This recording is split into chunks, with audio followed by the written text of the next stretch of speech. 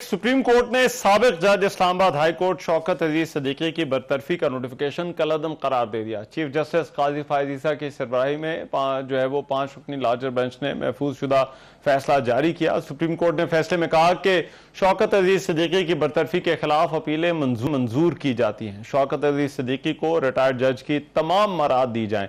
फैसले में कहा गया कि केस ताखीर से मुकर्रर होने की वजह से शौकत अजीज सिद्दीकी की उम्र 62 साल पूरी हो चुकी है। उम्र पूरी होने की वजह से शौकत अजीज सिद्दीकी को ओहदे पर बहाल नहीं किया जा सकता, अलबत्ता उनकी मराद बहाल की जाती हैं।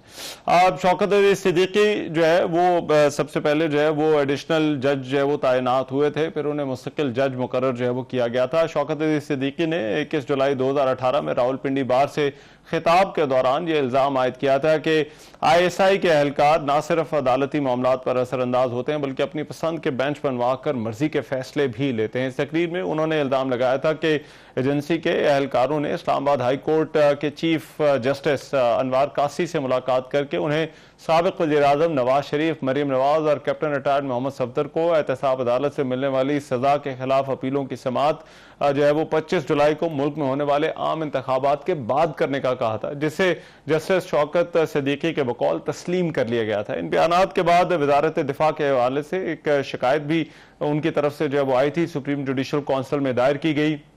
सुप्रीम कोर्ट के साबिक चीफ जस्टिस मियां साकिब निसार की सरबराही में सुप्रीम जुडिशल काउंसिल ने इस शिकायत पर आइन के आर्टिकल 209 के तहत जो है वो जस्टिस शौकत सिद्दीकी के खिलाफ कार्रवाई करते हुए सदर मुमलिकत से इस्लामाबाद हाई कोर्ट के जो है वो ये जज से उनको ओहदे से हटाने की सिफारिश की थी, जिस पर अमल करते हुए सदर मुमलिकत डॉक्टर आरिफ अलवी ने अक्टूबर में शौकत अजीज सिद्दीकी को बरतरफ कर दिया था। बाद शौकत अजीज सिद्दीकी ने इस मामले को सुप्रीम कोर्ट में चैलेंज किया और एक और दरख्वास्त दायर की, जिस पर इब्तिदा में तो एतराज़ात आयद किए गए थे, ताहम फरवरी में सुप्रीम कोर्ट ने इन एतराज़ात को ख़त्म करते हुए दरख्वास्त समाअत के लिए मंजूर कर ली। लेकिन इसके बावजूद अपील पर समाअत गैर मामूली ताख़ीर का शिकार है, जिस पर उन्होंने चीफ जस्टिस ऑफ पाकिस्तान को मुख्तलिफ खतूत लिखे और इस केस की जल्द समाअत करने की सदा की। बिलाखिर जब इस केस की समाअत हुई तो इसमें जस्टिस उमर अता बंदयाल के दौर में इस केस की 13 समाअतें हुई, लेकिन फिर भी ये मुकदमा ताअत्तुल का शिकार रहा।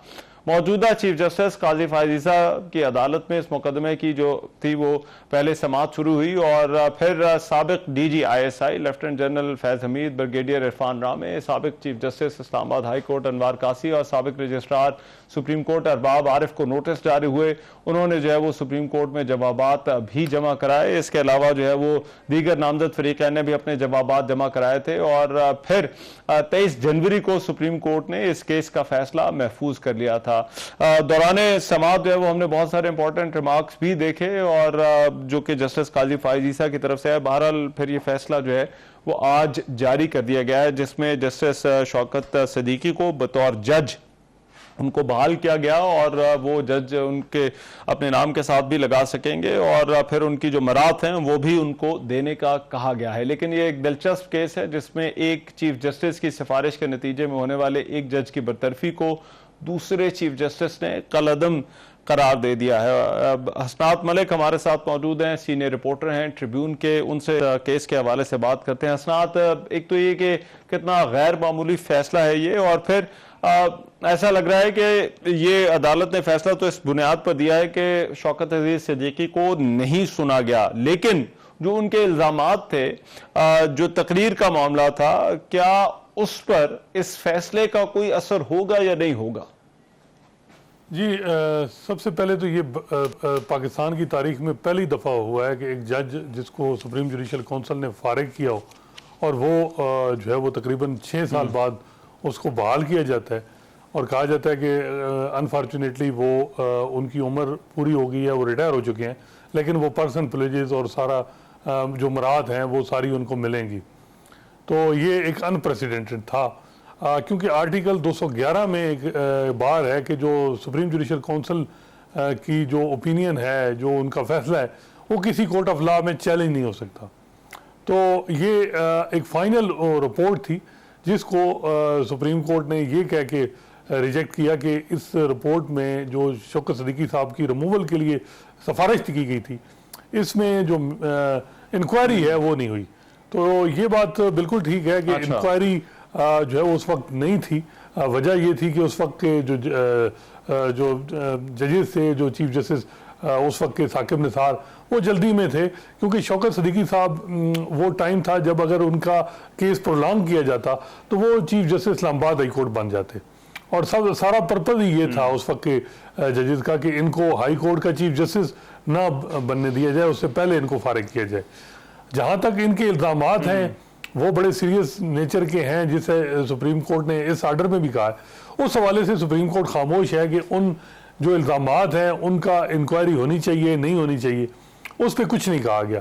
तो ये विन विन है सबकी। मेरा ख्याल है इस पर किसी को भी इतराज़ नहीं होगा जो उनको पेंशन मिली। लेकिन अगर वो इंक्वायरी का हुक्म देते तो फिर ज़रा मुश्किलात थी। लेकिन अभी इस वक्त मेरा नहीं ख्याल कि कोई किसी हल्के की तरफ से कोई इस पे ऑब्जेक्शन आएगा। लेकिन कुछ वकला की तरफ से ये है कि जी ये जो इंक्वायरी का आर्डर होना चाहिए था, तो मैं भी कोई नजरसानी की दरख्वास्त भी किसी बार की तरफ से। लेकिन राइट, ये जो फैसला है असनात, इसमें क्यों अदालत इस नतीजे पर पहुंची कि सुप्रीम जुडिशल काउंसिल जो है वो अपने मैंडेट से बाहर की गई है, या सुप्रीम जुडिशल काउंसिल इस मामले पर एडजुडिकेट नहीं कर सकती थी? क्योंकि कुछ हमने रिमार्क्स जो है वो इस फैसले में साबिक अटॉर्नी जनरल अनवर मंसूर के हवाले से भी देखे हैं। देखिए, इसमें एक ये बात भी थी कि जी जज जो मौजूदा रवायात हैं उनका भी पासदार हो। अब इस पे सुप्रीम कोर्ट ने कहा कि सुप्रीम जुडिशल काउंसिल ये बड़ा वेग किस्म का है कि जी जो अनगोइंग ट्रेडिशंस हैं उन पे अमल दरामद करे। ये इसमें नहीं है, जजेस का कोड ऑफ कंडक्ट है, उसमें देखना चाहिए कि क्या कौन सी सेक्शन की जज ने वायलेशन की है। तो ये इस किस्म की टर्म इस्तेमाल करके जज को इस तरह और कॉन्स्टिट्यूशनल कोर्ट के जज को फारिग करना ये मुनासिब नहीं है। तो ये बात उस पर सुप्रीम कोर्ट ने बड़ा वादे कहा कि जी इस तरह जज को फारिग नहीं किया जाता। और फिर ये था कि जो उनके इल्ज़ामात थे उस पर इंक्वायरी क्यों नहीं हुई, ये एक कंसर्न था कि इंक्वायरी क्यों नहीं की गई। वहाँ उस वक्त सुप्रीम जुडिशल काउंसिल ने कहा था कि जो इल्ज़ामात लगाए गए यही इतने काफ़ी हैं कि उन्होंने मिसकंडक्ट कर दिया, इन इल्ज़ामात से आगे ना जाया जाए। लेकिन जैसे मैंने आपको पहले बताया कि उस वक्त की सुप्रीम जुडिशल काउंसिल जल्दी में थी, वो एक टेक्निकली जो है वो नॉकआउट करना चाह रहे थे शौकत सिद्दीकी साहब को, और उन्होंने एक जो उज़र तलाश करके जिसे हमने देखा कि वो एक तकरीर की, उस बुनियाद पे उन्होंने उनको घर भेज दिया। तो उस वक्त यही था कि इस्लामाबाद हाई कोर्ट का चीफ जस्टिस किसी तरह भी उस वक्त की अदलिया या उस वक्त के मुक़्तदर हल्के नहीं चाह रहे थे कि वो चीफ जस्टिस इस्लाम। राइट, बहुत शुक्रिया असनात मलिक हमारे साथ मौजूद थे। आज के प्रोग्राम से इतना ही। मेज़बान रहमान अज़हर को इजाज़त दीजिए, अल्लाह ने के बाद।